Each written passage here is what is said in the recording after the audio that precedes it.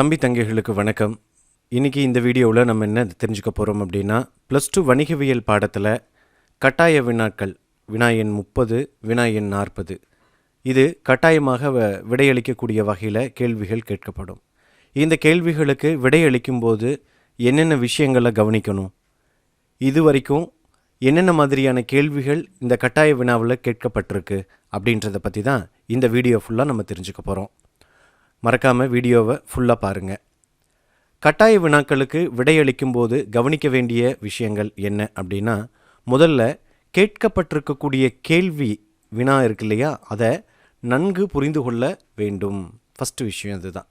அந்த கேள்வி கேட்டிருக்காங்க அப்படின்னா அது எந்த அடிப்படையில் கேட்கப்பட்டிருக்கு அப்படின்றத நம்ம முதல்ல புரிஞ்சுக்கணும். சரியா? சிம்பிளாக கேட்டிருக்காங்களா அல்லது நம்மளுடைய சிந்திக்கக்கூடிய திறனை சோதிக்க வகையில் அந்த கேள்வி இருக்கா அப்படின்றத நம்ம தெரிஞ்சுக்கணும். ஃபஸ்ட்டு விஷயம் அது. ரெண்டாவது, பெரும்பாலான கேள்விகள் கேட்கப்படும் போது ஒரு அட்வான்டேஜ் என்ன அப்படின்னா, நீங்கள் படித்த 5 மதிப்பெண் வினாக்களிலிருந்து ஒரு பகுதியாக கேள்விகள் கேட்கப்படலாம். நம்ம ஏற்கனவே 5 மார்க்குக்கு படிச்சிருப்போம். அந்தலேருந்து ஒரு சின்ன போர்ஷனை மட்டும் எடுத்து கேட்கலாம். இப்போ உதாரணமாக ஒரு ஆண்டில் கேட்டிருந்தாங்க, தொழில் முனைவோருக்கு முடிவெடுக்கக்கூடிய திறன் அவசியமா அப்படின்னு ஒரு கேள்வி. இந்த கேள்வி நம்ம தொழில் முனைவோர் பாடத்தில் அங்கே சிறப்பு இயல்புகளை படிக்கும்போது பார்த்திங்கன்னா அதில் வரக்கூடிய ஒரு சின்ன போர்ஷன் இது. அப்போ அதிலிருந்து அந்த கேள்வி எடுக்கப்பட்டிருக்கு அப்படின்னு நம்மளால் புரிஞ்சுக்க முடிஞ்சுது. ஸோ நீங்கள் ஏற்கனவே படித்த 5 மதிப்பெண் வினாக்களிலிருந்து கூட அந்த கேள்வி எடுக்கப்பட்டிருக்கலாம். அடுத்தது பாருங்கள், சில கேள்விகள் சொந்த நடையில் சிந்தித்து விடை எழுதும் வகையில் இருக்கலாம். ஒரு சில கொஸ்டின் பார்த்திங்க அப்படின்னா கேட்கும்போதே அவங்க ஒரு ஓப்பன் சாய்ஸ் மாதிரி அதுக்கான விடைகளை நம்ம ஓப்பனாக எழுதுகிற மாதிரி கேட்டிருப்பாங்க. அதாவது புத்தகத்திலிருந்து எழுதலாம் அல்லது நமக்கு தோன்றதை எழுதலாம் அப்படிங்கிற மாதிரி. உதாரணமாக நேர்காணலுக்கு செல்லக்கூடிய உங்களுக்கு என்னென்ன கேள்விகள் உங்களிடம் கேட்கப்படலாம் அப்படின்றத எழுதுங்கன்னு ஒரு கேள்வி கேட்டிருந்தாங்க ஒரு ஆண்டில். அப்போ இந்த கேள்விக்கு பார்த்திங்கன்னா நம்ம புத்தகத்துலேயும் பதில் இருக்குது, புத்தகத்தில் பாக்ஸில் கூட கொடுத்துருப்பாங்க, அல்லது நம்ம சொந்த நடையில் கூட அந்த நேரத்தில் நமக்கு என்னென்ன கேள்விகள் தோணுதோ அதையெல்லாம் நம்மால் எழுத முடியும். அவங்க எதிர்பார்க்கறது என்னென்னா, இன்டர்வியூவில் உங்ககிட்ட என்ன மாதிரியான கேள்விகள் கேட்பாங்க அப்படிங்கிறது தான். அப்போ இந்த இடத்துல வேலை குறித்து நீங்கள் என்னென்ன மாதிரியான கேள்விகள் எழுதுறீங்களோ அந்த பதில்கள் எல்லாமுமே சரியாகத்தான் இருக்கும். அப்போது கேள்விகளை நல்லா புரிஞ்சுக்கணும். இந்த கேள்விக்கான பதில் ஏற்கனவே 5 மார்க்கில் எங்காவது இருக்கா அப்படின்றத யோசித்து பாருங்கள், அல்லது சொந்த நடையில் எழுதக்கூடிய வகையில் கேட்டிருக்காங்களா அப்படிங்கிறத யோசித்து பார்த்துட்டு விடை எழுத ஆரம்பிக்கணும். சரிங்களா? ஒரு சில தம்பி தங்கைகள் பண்ணக்கூடிய தவறு என்ன அப்படின்னா, கட்டாய வினா 2 மார்க்கில் 30, 3 மார்க்கில் 40 இந்த 2 கேள்விக்கான பதிலையும் சேர்த்தி தான், அதாவது 2 மார்க்கில் 30வது கொஸ்டினும் ப்ளஸ் ஒரு 6 கேள்வி, ஆக மொத்தம் 7 கேள்வி இருக்கணும். ஓகேங்களா? அதே மாதிரி 3 மார்க்லேயும் 40வது கொஸ்டின் கம்பல்சரி கொஸ்டின் ப்ளஸ் அதோடு சேர்த்து ஒரு 6 கொஸ்டின், மொத்தமாக 7 கொஸ்டின் இருக்கணும். நிறைய பேர் என்ன பண்ணுறாங்க அப்படின்னா, இந்த கம்பல்சரி கொஸ்டின் இல்லாமல் 7 கொஸ்டின் எழுதி வைக்கிறாங்க. அப்படி இருந்தது அப்படின்னா நீங்கள் கடைசியாக எழுதியிருக்கக்கூடிய விடைக்கான பதிலை அழிச்சு விட்ருவாங்க. 6 வினாக்களுக்கு உண்டான மதிப்பெண்கள் மட்டும்தான் உங்களுக்கு வழங்கப்படும். அதனால் நீங்கள் எப்போவுமே என்னையை கேட்டால் 2 மார்க் எழுத ஆரம்பிக்கும் போது ஃபஸ்ட்டு கம்பல்சரி கொஸ்டின், 3 மார்க் எழுத ஆரம்பிக்கும் போது கம்பல்சரி கொஸ்டின் அப்படின்றத எழுதிட்டு ரிமைனிங் 6 எழுதுனீங்கன்னா மறக்காமல் இருப்பீங்க. அல்லது எழுதும்போது கவனமாக எழுதிருங்க. 30வது கொஸ்டினும் 40வது கொஸ்டினும் நம்ம எழுதியிருக்கோமான்றதை செக் பண்ணி பார்த்துக்குங்க. சரியா? ரைட். இப்போது இது வரைக்கும் பொது தேர்வுகளில் என்னென்ன மாதிரியான வினாக்கள் கேட்கப்பட்டிருக்கு, அதுக்குரிய பதில்கள் என்ன அப்படின்றத பற்றி பார்க்கலாம். இப்போ நம்ம இந்த வீடியோவுக்காக மார்ச் மாதத்தில் கேட்கப்பட்டிருந்த வினாத்தாள்கள் இருக்கும் இல்லைங்களா, பப்ளிக் எக்ஸாம், அதாவது ரெகுலரில் எழுதுவாங்கள்ல, அவங்க எழுதின எக்ஸாமில் இருந்து தான் நான் எடுத்திருக்கேன். மார்ச் கொஸ்டின்ஸ் மட்டும் எடுத்திருக்கேன். ரைட். ஒவ்வொரு கேள்வியாக பார்ப்போம். இந்த மார்ச் 2025 பார்த்தீங்க அப்படின்னா 30வது கொஸ்டினில் என்ன கேட்டிருந்தாங்க அப்படின்னா, நீ ஒரு தொழில் முனைவோராக இருந்தால் மூலதனத்தை எவ்வாறு திரட்டுவாய்? If you are an entrepreneur, how can you mobilise the capital? உங்களுக்கு தேவையான முதல் தொகையை நீங்கள் எப்படி தயார் பண்ணுவீங்க அப்படின்னு கேட்டிருக்காங்க. இந்த கேள்விக்கான பதில் நம்ம சொந்த நடையிலேயே எழுதலாம், அல்லது புத்தகத்தில் படித்ததிலிருந்தும் கூட எழுதலாம். 1, தனிப்பட்ட சேமிப்பு மூலம், நம்முடைய சொந்த சேமிப்பு மூலமாக முதல் திரட்டலாம். 2, வங்கி கடன் மூலமாக திரட்டலாம். 3, முதலீட்டாளர்கள் மூலம், ஒருவேளை நம்மளுடைய நிறுவனம் பதிவு செய்யப்பட்ட நிறுவனமாக இருந்தது அப்படின்னா பொது நிறுவனமாக இருக்கும் பட்சத்தில் பங்குகளை வெளியிட்டு வாங்கலாம், அல்லது கடனீட்டு பத்திரங்களை வெளியிட்டு கூட வாங்கலாம். அடுத்தது தொழில் முனைவோருக்கான அரசு திட்டங்கள் அல்லது கடன்கள் மூலம். இந்த இடத்துல அல்லதுன்ற வார்த்தையை கூட வச்சுங்க. கவர்மெண்ட்டே என்ன பண்ணுது அப்படின்னா தொழில் முனைவோருக்குன்னு சொல்லி சில ஸ்கீம்ஸ் கொண்டு வர்றாங்க. உதாரணத்துக்கு சென்ட்ரல் கவர்மெண்ட்னா விஸ்வகர்மா திட்டம் அப்படின்றது இப்போ சமீபத்தில் இருக்குது. இங்கே இருந்துச்சு அப்படின்னா கலைஞர் கைவினைஞர்கள் திட்டம் கொண்டு வந்திருக்காங்கல்ல. ஸோ மத்திய மாநில அரசுகள் சில திட்டங்களை கொண்டு வந்திருக்காங்க. அதன் மூலமாகவும் நமக்கு தேவையான மூலதனத்தை திரட்ட முடியும். இந்த கேள்வி கடந்த 2025 2 மார்க்கில் கேட்கப்பட்டிருந்துச்சு. சரிங்களா? அதே ஆண்டில் 40வது 3 மார்க்கில் என்ன கேட்டிருந்தாங்க அப்படின்னா பணி அமர்த்தலின் முக்கியத்துவம் பற்றி ஏதேனும் 3 பட்டியலிடுக. List out any 3 significance of placement. அப்போது ஃபஸ்ட்டு பிளேஸ்மெண்ட் அப்படின்னா என்னன்றதை தெரிஞ்சுக்கணும். பணி அமர்த்தல் என்பது தேர்வு செய்யப்பட்ட பணியாளரை அவரின் திறன் மற்றும் தகுதிக்கு ஏற்ப சரியான பணியில் நியமிக்கும் செயல்முறை. Right person into right job அப்படின்னு நம்ம சொல்லுவோம். சரியான நபரை சரியான பணியில் அமர்த்துவது தான் பிளேஸ்மெண்ட், பணி அமர்த்துதல் அப்படின்னு சொல்லுவோம். இதனுடைய முக்கியத்துவம் தான் கேட்டிருக்காங்க. முடிஞ்சால் பொருள் எழுதலாம், இல்லைன்னா நேரடியாக பதிலுக்கே போயிடலாம். ஒன்று, இது ஊழியர்களின் ஒழுங்குணர்வை மேம்படுத்துகிறது. வேலை செய்யணும் அப்படின்ற அந்த உணர்வை மேம்படுத்துது. சரிங்களா? ஏன்னா பிடிச்ச வேலையில் அவர் அமர்த்தப்படுறதுனால அல்லது அவருடைய திறமைக்கு ஏற்ற வேலையை நம்ம கொடுக்கறதுனால அந்த வேலைகளை சரிவர செய்வாங்க. 2, பணியாளர் சுழற்சி குறைப்பதில் இது உதவுகிறது.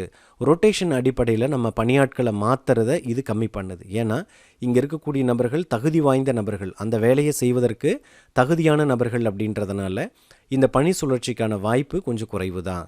அடுத்தது, குறுகிய கால ஊழியர்கள் பற்றாக்குறையை தவிர்க்க உதவுகிறது. சரியான பணியை சரியான நபர்கள்கிட்ட நம்ம ஒப்படைக்கிறதுனால ஷார்ட் டேர்மாக நம்ம ஒரு அவுட் சோர்சிங் மாதிரி எடுத்து வச்சுருந்தோம் அப்படின்னாலோ அல்லது தற்காலிக பணியாளர்களை நியமிச்சிருந்தோம் அப்படின்னாலோ அதை தவிர்க்கிறதுக்கு இது உதவுது. இதுதான் 40வது கேள்வியில் கேட்கப்பட்டிருந்த கேள்விக்கான பதில். பணி அமர்த்துதலின் முக்கியத்துவம். சரிங்களா? ரைட். அடுத்து 2024 ஆண்டில் 30வது கேள்வியில் கேட்கப்பட்டிருந்த ஒரு கேள்வியை தான் இப்போ நம்ம பார்க்க போகிறோம். ஒரு நிறுவனத்தின் பின்வரும் முடிவுகளை நடைமுறைப்படுத்த மேற்கொள்ள வேண்டிய தீர்மானங்கள் எவை அப்படின்னு கேட்டிருக்காங்க. முதல்ல தீர்மானம் அப்படின்னா என்ன?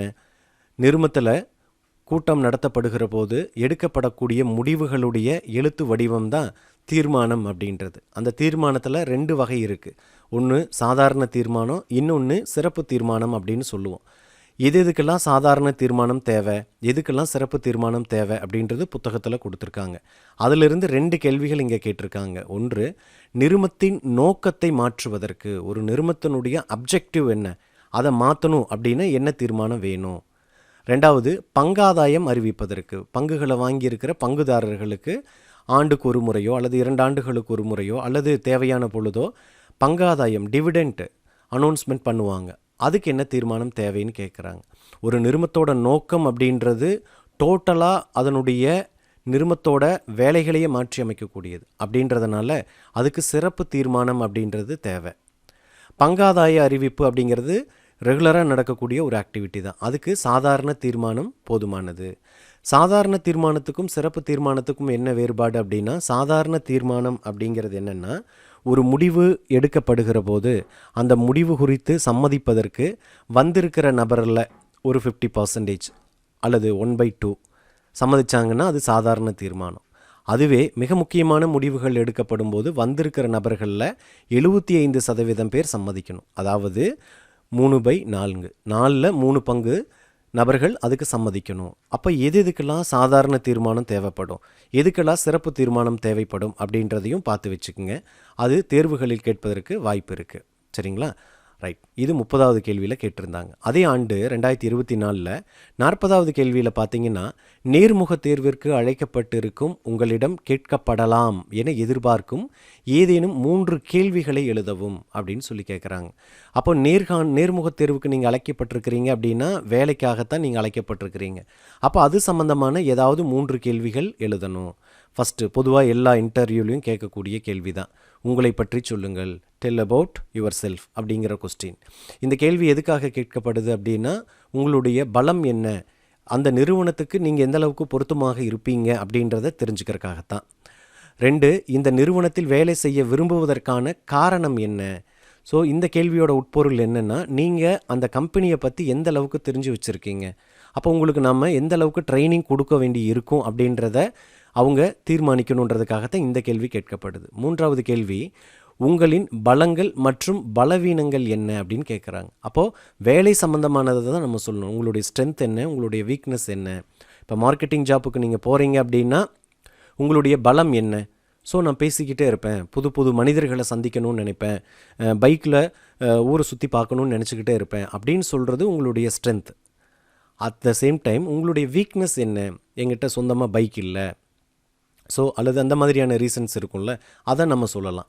ஸோ மேக்ஸிமம் ஸ்ட்ரென்த் அதிகமாகவும் பலவீனங்களை குறைவாகவும் நம்ம சொல்கிறது சரியாக இருக்கும். சரிங்களா? ஸோ வேலை சம்பந்தமாக ஏதேனும் 3 கேள்விகள் எழுதுனீங்கன்னா போதுமானது. அடுத்தது 2023 மார்ச்சில் கேட்டிருந்த கேள்விகளை பார்க்கலாம். 30வது கேள்வியை கேட்டிருந்தாங்க, தொழில் முனைவோர் முடிவெடுக்கும் திறனை பெற்றிருக்க வேண்டிய அவசியம் யாது? Why should an entrepreneur process decision making skill? ஒரு தொழில் முனைவோருக்கு முடிவெடுக்கக்கூடிய திறன் அவசியமா அப்படின்னு கேட்டால் ஆம். இந்த கேள்விக்கு பதில் தொடங்கும் போதே தொழில் முனைவோர் முடிவெடுக்கும் திறனை பெற்றிருக்க வேண்டியது அவசியமாகும் ஒரு பாயிண்ட்டாக எழுதலாம். அதுக்கப்புறம் இதை கூட சேர்த்திக்கலாம். எந்த தொழில் தொடங்கலாம், என்ன உற்பத்தி செய்வது, எங்கு தொழில் தொடங்குவது, யாரை பணியில் அமர்த்துவது, எந்த பொருட்களை உற்பத்தி செய்வது, எங்கே விற்பனை செய்வது, போட்டியை எதிர்கொள்வது எப்படி, விளம்பரம் செய்வது எப்படி போன்ற பலதரப்பட்ட முடிவுகளை தொழில் முனைவோர் மேற்கொள்ளுதல் வேண்டும். இது சம்பந்தமான முடிவுகளை அவங்க எடுக்க வேண்டியது இருக்கும். அதே மாதிரி அவசரமான சூழ்நிலைகளில் விரைவான முடிவெடுக்க வேண்டியும் இருக்கலாம். 3வது பாயிண்டா, எனவே முடிவெடுக்கும் திறன் தொழில் முனைவோருக்கு அவசியமான ஒன்றாகும். அப்போ மாறக்கூடிய சூழலுக்கு தகுந்தவாறு முடிவெடுக்கக்கூடிய திறன் அப்படிங்கிறது இருந்துச்சு அப்படின்னா தான் தொழில் முனைவோர் சக்ஸஸ்ஃபுல்லாக பிஸ்னஸை ரன் பண்ண முடியும். அப்போ தொழில் முனைவோருக்கு டிசிஷன் மேக்கிங் ஸ்கில் அவசியமானு கேட்டால் அவசியம்தான். என்ன காரணம்னா இதெல்லாம் தான் காரணம். ஓகேவா? இது 30வது கொஸ்டின் 2 மார்க்கில் கேட்டிருந்தாங்க. அதே ஆண்டு 40வது வினாவில் கேட்டிருந்த ஒரு கேள்வி, இந்தியாவில் தயாரிப்பு திட்டம் பற்றி குறிப்பு வரைக. Give note on make in India scheme. Make in India scheme அப்படின்றது நம்ம புத்தகத்தில் இருக்கும். இந்தியாவில் நடைமுறைப்படுத்தப்பட்டிருக்கிற ஒரு மிக முக்கியமான ஒரு திட்டம். அதை பற்றின குறிப்புகள் கேட்குறாங்க. இத்திட்டம் 2014 செப்டம்பர் மாதத்தில் நடைமுறைப்படுத்தப்பட்டது. ரைட். 2வது பாயிண்ட், இந்தியாவை பன்னாட்டு உற்பத்தி மையமாக மாற்றுவது இத்திட்டத்தின் நோக்கமாகும். பன்னாட்டு உற்பத்தி மையம் அப்படின்னா மல்டிநேஷ்னல் மேனுஃபேக்சரிங் ஹப் அப்படின்னு சொல்லுவாங்க. ஹப் அப்படின்னு சொல்லுவாங்க இங்கிலீஷில். உற்பத்தி மையம். வெளிநாட்டு நிறுவனங்களோ அல்லது நம்ம நாட்டில் இருக்கக்கூடிய நிறுவனங்களோ தொடர்ந்து உற்பத்தியே பெருக்கிறது. அதைத்தான் உற்பத்தி மையம் அப்படின்னு நம்ம சொல்லுவோம். அவங்க உற்பத்தியை பெருக்கிறதுக்காக ஹப்பை உருவாக்குறது. இது இந்த திட்டத்தினுடைய மிக முக்கியமான நோக்கம். அடுத்து அந்நிய முதலீடு, புதுமையை புகுத்துதல், உற்பத்தி, கட்டமைப்பு மேம்பாடு போன்ற வளர்ச்சிசார் நடவடிக்கைகள் முடக்கி விடப்பட்டு முழுவீச்சில் செயல்பட்டு வருகிறது. அப்போ இந்த ஸ்கீம் வந்ததுனால அந்நிய முதலீடு எஃப்டிஐ அப்படின்னு சொல்லுவோம் இல்லையா, அதுவும் இன்னோவேட்டிவான ஐடியாஸும் சரியா மேனுஃபேக்சரிங் சம்மந்தமான உட்கட்டமைப்பு வசதிகள் எல்லாமுமே கவர்மெண்ட் செஞ்சு கொடுத்துருக்காங்க. ஸோ இதுதான் மேக் இன் இண்டியா திட்டத்தினுடைய முக்கிய சாராம்சம். இதில் 3 பாயிண்ட் எழுதினாலே போதுமானது. சரியா?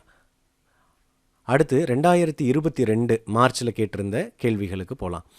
30வது கேள்வியாக, ஒரு நிறுவனத்தில் முக்கிய நிர்வாக நபர்களை பட்டியலிடுக. List out the key managerial personnel in a company. KMP அப்படின்னு நம்ம சொல்லுவோம். கேஎம்பி அப்படின்னா கீ மேனேஜரியல் பர்சனல். சரிங்களா? முக்கியமான முடிவெடுக்கக்கூடிய நபர்கள் அப்படின்னு அர்த்தம். சரியா? ரைட். இதில் யார் யார் வருவா? முதன்மை நிர்வாக அதிகாரி, அடுத்து நிர்வாக இயக்குனர் அல்லது மேலாளர், நிறுவனத்தின் செயலாளர். இந்த இடத்துல வான் இருக்கும், அது மாற்றிக்கிங்க. நிறுவனத்தின் செயலாளர். அடுத்தது முழு நேர இயக்குனர், முதன்மை நிதி அலுவலர். அத்தகைய மற்ற அலுவலர்கள் பரிந்துரைக்கப்படலாம். ஸோ இவங்க எல்லாமே பார்த்தீங்க அப்படின்னா ஒரு கம்பெனிக்கு ரொம்ப ரொம்ப முக்கியமானவங்க. ஸோ முதன்மை நிர்வாக அதிகாரி அப்படின்னா உங்கள் எல்லாத்துக்குமே தெரியும், ஒரு கம்பெனியோடைய சிஇஓ, சீஃப் எக்ஸிக்யூட்டிவ் ஆஃபீஸர். அடுத்தது நிர்வாக இயக்குனர் அப்படின்னா மேனேஜிங் டைரக்டர், எம்டி அப்படின்னு சொல்லுவோம். செயலாளர் அப்படின்னா நிறுவனத்தினுடைய செக்ரட்டரி, கம்பெனி செக்ரட்டரி. ஸோ இவங்க எல்லாமுமே ரொம்ப ரொம்ப முக்கியமான நபர்களாக கருதப்படுறாங்க. ஸோ இவங்க ஒரு நிறுவனத்தில் உள்ள கேஎம்பி அப்படின்னு நம்ம சொல்லலாம்.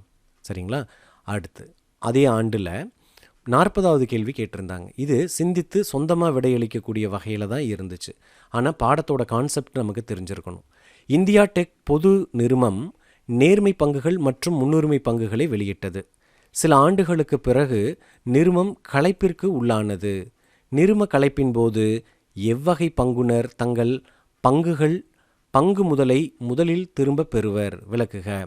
இதில் இந்த இடத்துல எழுத்து பிழை இருக்குது, மாற்றிக்கிங்க. அதே மாதிரி இந்த வார்த்தை வராது. சரிங்களா? ரைட்.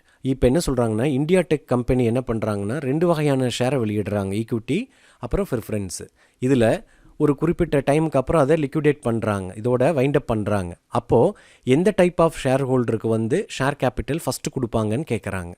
சரிங்களா? அப்போ 2 வகையான பங்குகள் இருக்குல்ல, அதுக்குள்ளே வேறுபாடுகள் என்னன்றதை நம்ம தெரிஞ்சு வச்சுருக்கணும். அப்போ இந்த கேள்விக்கான பதில் என்னென்னா, பங்கு முதல் யாருக்கு ஃபஸ்ட்டு கொடுப்பாங்க அப்படின்னா முன்னுரிமை பங்குதாரர்களுக்கு கொடுப்பாங்க. ஏன்? பங்காதாயம் பெறுவதிலும் பங்கு முதலை திரும்ப பெறுவதிலும் முன்னுரிமை பங்குகளுக்கு மட்டுமே முன்னுரிமை உண்டு.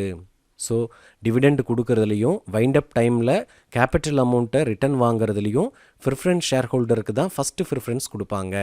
ஸோ இந்தியா டெக் பொது நிறுவனத்தின் முன்னுரிமை பங்குதாரர்களுக்கு கலைப்பின் போது பங்கு முதலில் திரும்ப வழங்கப்படும். முதலில் திரும்ப வழங்கப்படும். ஸோ முன்னுரிமை பங்குதாரர்களுக்கு கொடுப்பாங்க. சரிங்களா? ஸோ இந்த கேள்விக்கான பதிலை நம்ம சொந்த நடையிலேயே நம்ம எழுத முடியும். இந்த மாதிரி சிந்தித்து எழுதக்கூடிய கேள்விகள் கேட்கப்படுறதுக்கு வாய்ப்புகள் நிறைய உண்டு. அடுத்தது 2021 மார்ச் மாதத்தில் கேட்டிருந்த கம்பல்சரி கொஸ்டின் என்னென்னா, 30வது கேள்வியில் தனியார் மயமாக்கல் என்றால் என்ன? வாட் இஸ் ப்ரைவேட்டைசேஷன் அப்படின்னு கேட்டிருந்தாங்க.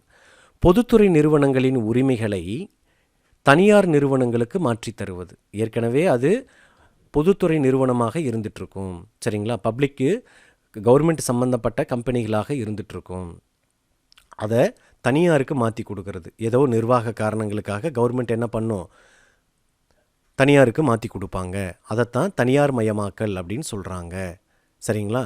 உதாரணம், இந்திய அரசு கடந்த 2022ஆம் ஆண்டில் ஏர் இண்டியா நிறுவனத்தின் பங்குகளை டாடா நிறுவனத்திற்கு விற்பனை செய்தது. உங்களுக்கு தெரியும், ஏர் இண்டியா அப்படின்றது இந்தியாவில் விமான போக்குவரத்தில் ரொம்ப முக்கியமான ஒரு நிறுவனம். அந்த நிறுவனத்தினுடைய பங்குகள் எல்லாத்தையுமே டாடா நிறுவனம் அப்படின்ற தனியார் நிறுவனத்துக்கு விற்பனை செஞ்சது நம்ம கவர்மெண்ட். இதை தனியார் மயமாக்கல் அப்படின்றதுக்கு நல்ல உதாரணமாக சொல்லலாம். அதுக்கப்புறம் மாருதி, இப்போ இருக்குல்ல மாருதி சுசுகி, அந்த கம்பெனியோட பங்குகள், அதாவது முன்னாடி பார்த்தீங்கன்னா மாருதி உத்யோக் அப்படின்னு சொல்லி அந்த கம்பெனி இருந்தது. அதாவது இந்திய அரசும் ஜப்பான் கம்பெனியும் சேர்ந்து தான் என்ன பண்ணியிருந்தாங்க அப்படின்னா அந்த கம்பெனியை ரன் பண்ணிகிட்டு இருந்தாங்க. ஒரு குறிப்பிட்ட ஸ்டேஜுக்கு அப்புறம் இந்தியன் கவர்மெண்ட் என்ன பண்ணிட்டாங்கன்னா இந்த பங்குகள் எல்லாத்தையும் இந்த தனியார் கம்பெனிக்கே விற்றுட்டாங்க. இப்போது மாருதி உத்யோக் லிமிடெட் அப்படின்ற கம்பெனி மாருதி சுசுகி லிமிடெட் அப்படின்ற பெயரில் கார்களை உற்பத்தி பண்ணி இந்தியாவில் விற்றுட்ருக்காங்க. இதையும் உதாரணமாக சொல்லலாம். சரிங்களா? அடுத்தது 40வது கேள்வியில் கேட்டிருந்தது. இந்த 2 கேள்வியுமே பார்த்தீங்க அப்படின்னா புத்தகத்துக்கு பின்பகுதியில் அல்லது புத்தகத்தில் நம்ம படிச்சிருக்கிற கேள்விகளாகத்தான் இருக்கும். தொழில் முனைவோருக்கும் மேலாளருக்கும் இடையிலான வேறுபாடுகளில் ஏதேனும் 3 எழுது. சரிங்களா? ஃபஸ்ட்டு இவங்களுடைய நோக்கம், தொழில் முனைவோருடைய நோக்கம் ஒரு செயலை ஆரம்பிக்கிறது. சரிங்களா? மேலாளருடைய நோக்கம் அதை திறம்பட செய்கிறது. ஸோ 2 பேர்த்துக்கும் வித்தியாசம் இருக்குது. இவங்களுடைய ஸ்டேட்டஸ், தகுநிலை அப்படின்னு பார்த்தா தொழில் முனைவோர் உரிமையாளராக கருதப்படுறாரு. ஆனால் இவர் ஊதியம் பெறக்கூடிய பணியாளராக கருதப்படுறாரு. ரிஸ்க், இடர் ஏற்பு அப்படின்னு சொல்லி பார்த்தா தொழில் முனைவோருக்கு ரிஸ்க் அதிகம், மேலாளருக்கு ரிஸ்க் இல்லை. அவர் வேலை பார்த்தா மட்டும் போதும், முதல் அவர் போடல.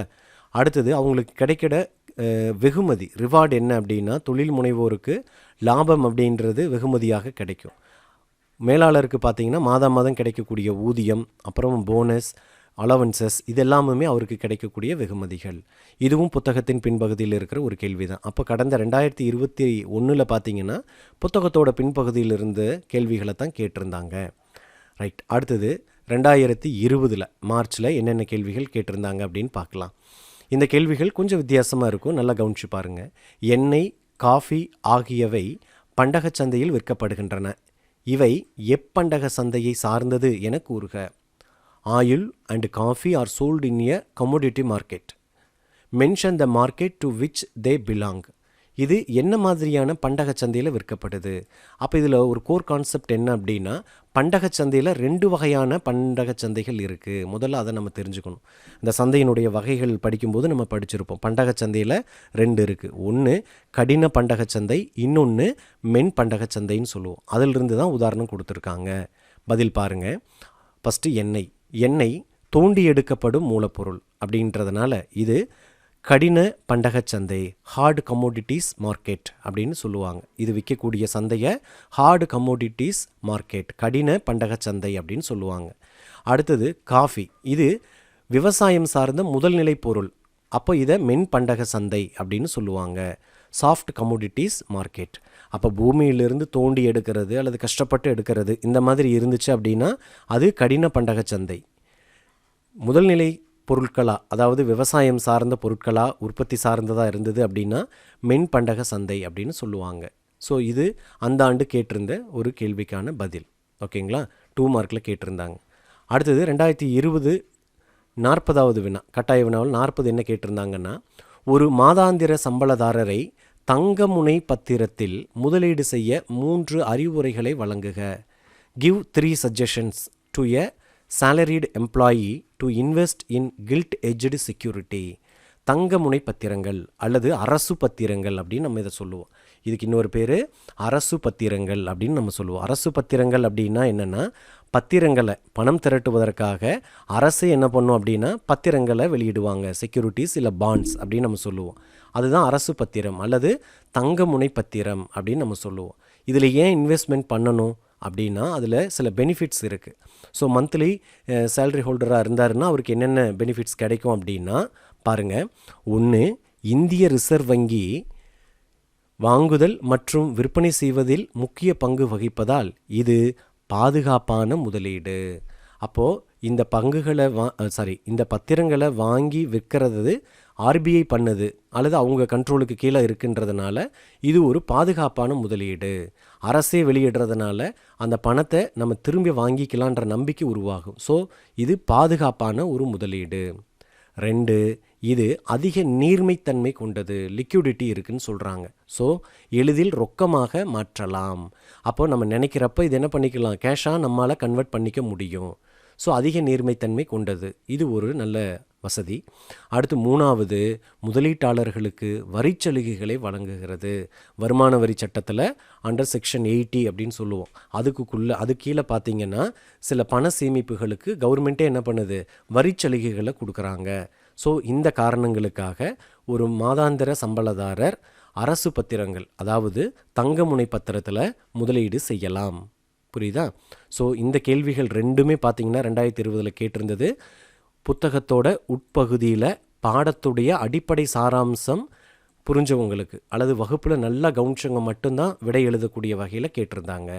ஸோ இந்த மாதிரியான கேள்விகள் கேட்கும்போது நம்ம வகுப்பில் கவனிச்சிருப்போம் இல்லையா, அதை சிந்திச்சு பார்த்து விடை எழுதுகிற மாதிரி இருக்கும். சரிங்களா? ஸோ இந்த வீடியோவில் பார்த்தீங்க அப்படின்னா +2 காமர்ஸில் நமக்கு கேட்டிருந்த கம்பல்சரி கொஸ்டின்ஸ், அதாவது 2025, 2024, 2023, 2022, 2021, 2020